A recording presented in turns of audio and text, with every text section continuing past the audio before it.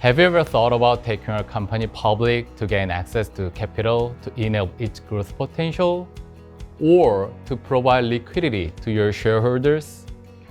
If so, you might be concerned that an IPO is a lengthy, time-consuming, and costly process. Or you might be uncertain about which stock market is the best one for a company to maximize shareholder value. Hi, my name is Seungsu Nam. I'm a partner in PwC Korea's global IPO team.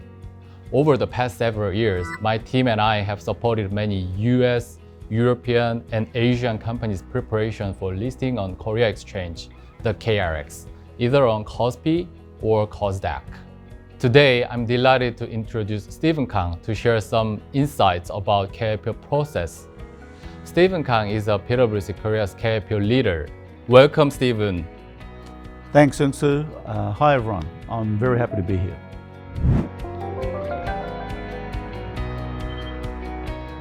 Steven, before we get into the K-IPO process itself, how would you rank the attractiveness of the KRX for companies seeking to maximize shareholder value? Good question, Seung-su. Although the valuations on KRX has not been as strong as its peak in June 2021, it is still holding reasonably to its value. Having said that, it is the most liquid stock exchange in Asia. China is actually the most liquid. However, China is closed to foreign companies, so effectively speaking, the Korean stock exchange is the most liquid with the highest turnover in Asia. It has an excellent mix of retail and institutional investors. In terms of valuation, I believe, depending on the sector, it does hold very strongly and competitively to other global markets. So overall, in the current equity landscape, I do not believe that these factors should deter companies looking to list on the Korean Stock Exchange. Indeed. Thank you, Steven.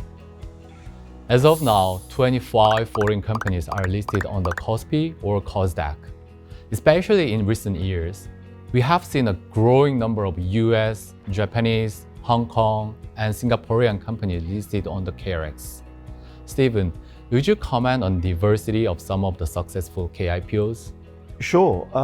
There are a number of foreign companies which have recently listed on Korea. Somazen, Prestige Bio Pharma, and Neo Immuntech, which are all bio healthcare companies. Gaming companies such as SNK and Mituzen were also listed in Korea. It has been more than 3 years since we saw the last listing, which was Neo Immuntech. Why have there been no more recent examples? That's right, Seung-su. It is very unfortunate. The COVID pandemic virtually just shut everything down, and then the geopolitical situations around the world and the bearish capital market last year, again, just stopped everything. Having said that, we are seeing the market pick up again, and we have a significant number of companies in our pipeline that are looking to list on the Korean Stock Exchange as we speak. Thank you, Steven.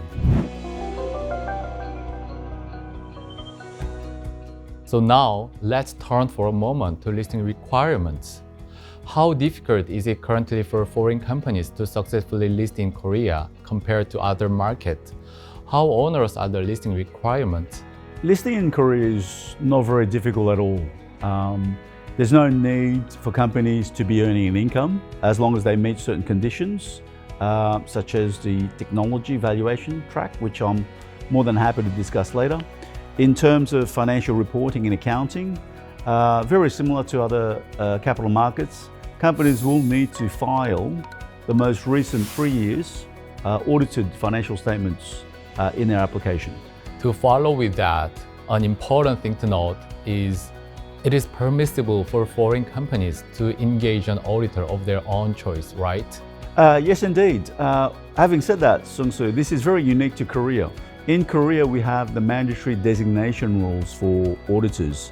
So when a company, a domestic company, files for a domestic listing, the regulators will actually designate an auditor, which the company has no choice or to choose effectively. However, this does not apply for foreign companies. So foreign companies wanting to list in the Korean Stock Exchange are free to select their advisors, their auditors, who they want to work with. So again, this is very different and does not apply to Korea. After the IPO process, the company again is free to continue their relationship with their standing auditor, with their incumbent auditor. The mandatory designation rules, which applies to Korean companies, again, do not apply to foreign companies. Yeah, that certainly is a key advantage that foreign companies seeking to list should be aware of. Another important requirement concerns the implementation of K-SOX. In order to be listed in Korea, foreign companies are required to set up and implement a K-SOX-compliant internal accounting control system, which should be in operation for at least 3 months before preliminary discussion with the KRX. That's correct, Seung-su. The auditor will need to review the management's assessment on the effectiveness of the company's internal controls over financial reporting in accordance with K-SOX guidance and regulation in Korea, and issue a review report on that.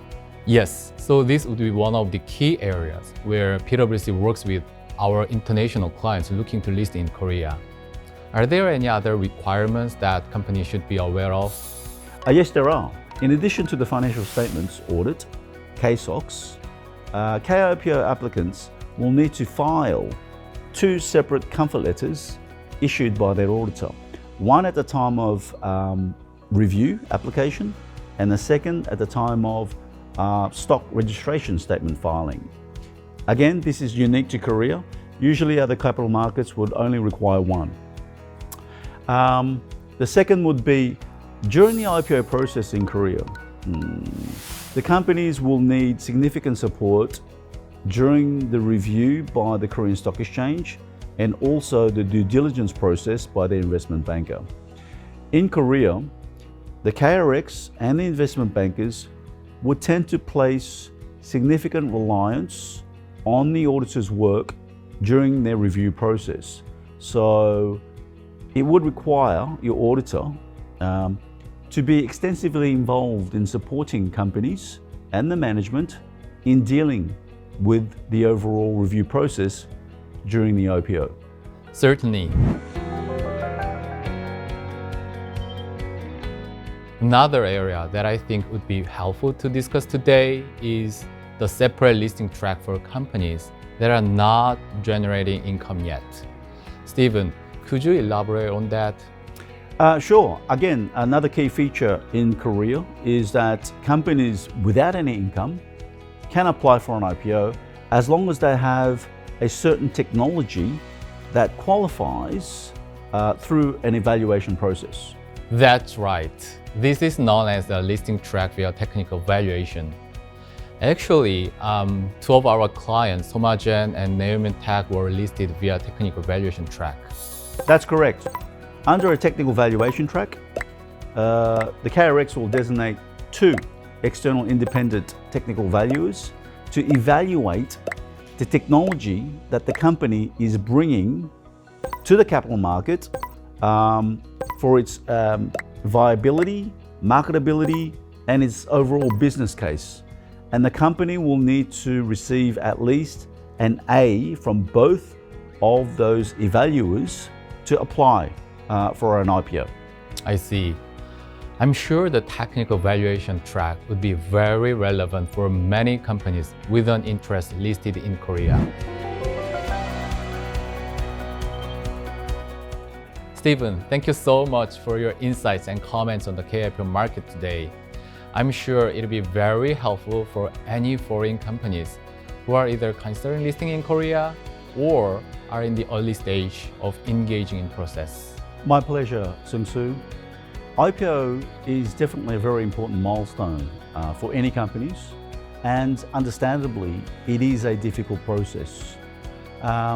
Therefore, a key message that I'd like to provide to companies looking for an IPO anywhere is to engage and work with advisors who are experienced in this area, who have a proven track record of success, and that you feel comfortable to work with. I'd just like to say to companies, don't make the process more difficult than it is. Definitely. PwC indeed has proven experience assisting companies in their listing journey. Given that PwC Korea was an auditor in the listing process for all of these companies, would you say that PwC is at the forefront of providing K-IPO related services? Absolutely, Seung-su. I would say at the moment, PwC Korea is definitely the leading firm in this area, definitely the leading firm in providing advice and audit work to foreign companies listing on the Korean Stock Exchange. All of the K-IPOs in the last 5 years were supported by PwC Korea. Thanks again, Steven. Thank you everyone for your time today. And to those watching, if you need further guidance or more details regarding K-IPO regulations, please do not hesitate to reach out to Steven and myself, or with the link in the description of this video. Thank you for watching.